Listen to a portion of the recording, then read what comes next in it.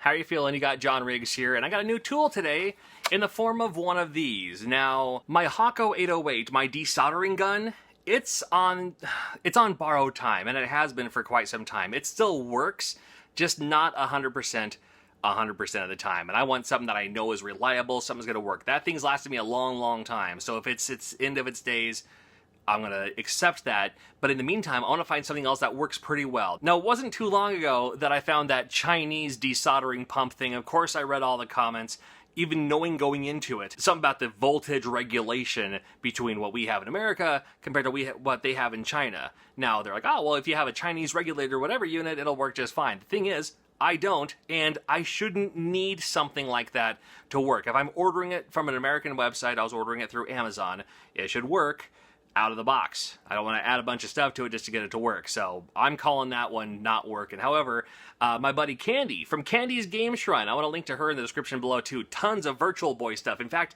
the Virtual Girl, what? See the Virtual Girl for yourself at Candy's Game Shrine. Again, linked in the description below. She suggested one of these. Super cheap, gets the job done. It's exactly what I'm looking for. Super cheap, gets the job done. So, the question is, does it work? Well, to find out, how are you feeling? You got John Riggs here with Global Gladiators for the Sega Genesis. It's not working. Can we fix it? What? An impromptu open cart surgery. Here we go.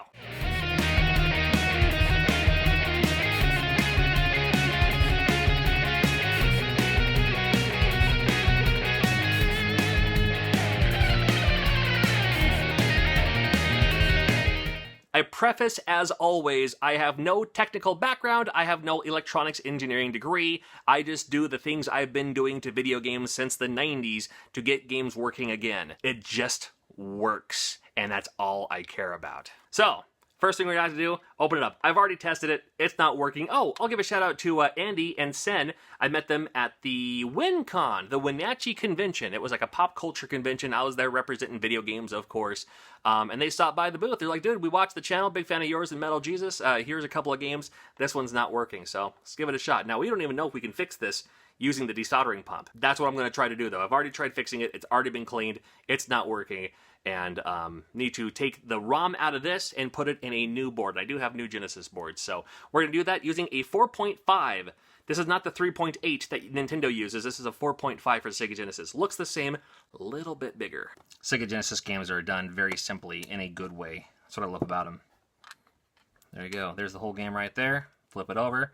That's what you need. I'm going to take this out and put it in one of these new boards. Let's see if this desoldering pump thing's going to work. Now as it heats up, we'll go over the instructions here. This product is for indoor use only. Got that taken care of. Do not use this product in or around water or any other fluid. Do not use this product near the presence of flammable material. Always wear eye protection. Use in conjunction with an exhaust fan. Solder fumes can be toxic and should not be inhaled. Always use the contents of the solder being used. Never touch the tip. It's your basic, don't be stupid around it, alright? Well, it's heating up here. Let's have a look at this thing now. Now I'm going to hit this button on the side. Do you think it's going to go zzz, or do you think it's going to be the ka-chunk? I bet it's going to be the ka-chunk. Ready? Here we go. 3, 2, 1. Didn't do anything. Alright, so how you work it is you cock this in place. Now it's locked and loaded, and now you push the button and it goes ka-chink, and it sounds like this on my command. Ready? Aim. Alright, so that's not nearly as bad as the Pillsbury dough popping out of the canister, or even stepping on that weird plastic band that goes around to newspapers. Have you ever stepped on one of those at midnight? I used to deliver newspapers when I was 12, man. I stepped on those all the time. It sounds like you're breaking a bone, you know? Alright, this thing's all heated up. I can see smoke come out of it. Let's give it a shot, buddy. All right, we got this clipped in place. This is a new tool that I just recently received from Quad Hands. You can check out quadhands.com if you want to grab your own. I'm going to use this to help me hold this in place so I can safely do this. Now, this is already cocked in place. I'm going to just place it right over the tip. Now, this tip is a little bit bigger of a size than I'd like to use for something like this, but still an out of the box. Let's see if it works. I'm going to try using this tip, and I'm sure I can figure it out. All right, cocked in place. Place it right on there. Solder melts great. I can already tell. 3, 2, 1. Oh, dude, it worked! Ooh. Let's see if we can do that to all of them now. Oh.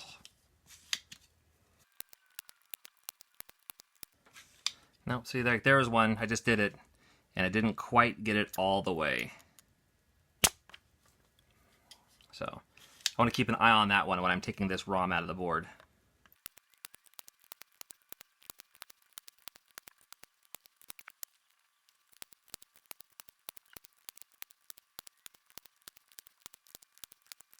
All right, now, that was pretty neat. It's not perfect, though. I can already tell just by looking at it.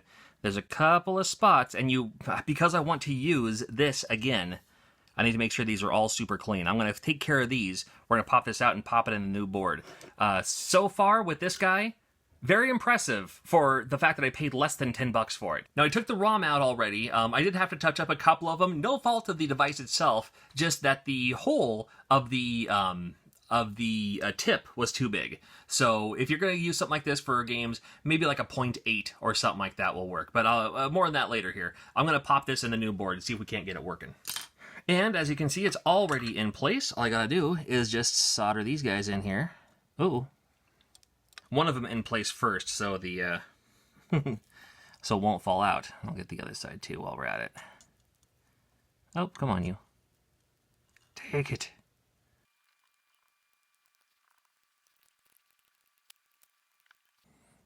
This part's always the hardest part on these boards. Is to create a little bridge between not much room. But we got it. All right, let's put this back in the shell, see if it'll work. All right, so here's the new game. This is the original Global Gladiators. It's on a new board, though. I'm going to put it right in here, just like such. Woo! I'm going to drop it, apparently, because of my butterfingers, and then I'm going to put the back on. I'm not going to worry about the screws yet. I'm just going to pop this in here like this. Conveniently, I had my Sega Nomad handy, so I'm going to play it via the Sega Nomad and see if it turns on. Oh, seriously? You're not going to turn on for me? Come on, you. I have my monitor over here, too. This is plugged into the monitor as well. All right, fine. Well, we couldn't get Global Gladiators working, and I'm sorry about that. However, the real video was checking this thing out, and surprisingly, for being a cheap, less than $10 device, it actually works surprisingly well. It does have that little push action, so you're doing that for every instance over and over and over again, and I still need to clean this out too, and it shows you instructions on how to clean it out. You have to open it up, dump out the solder and stuff like that. It's not as convenient as my other one where you just have the little portable thing, you know, that you just pop out of place and all that.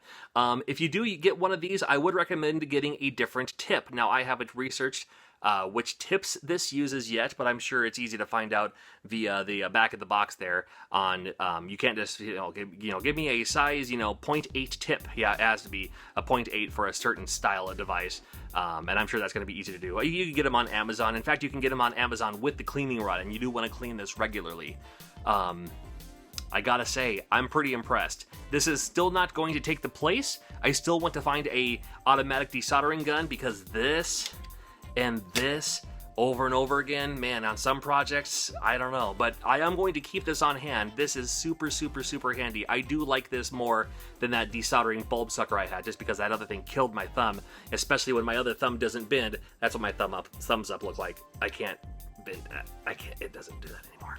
So, old man problems, I'm sure. So again, thank you for watching. If you're curious about this for yourself, it's at Amazon. I'll link it in the description below. But thanks for watching. Sorry I couldn't get Global Gladiators to work, but it's been fun doing another. I haven't done an open cart surgery, man, in so long, just because I've been looking for something like this just in case. With this, I can still continue on, but the hunt continues for a great desoldering gun. You know of one that's actually decent and a decent price too? Let me know in the comments below, would you? Till next video, thank you. Take care. We'll see ya, all right?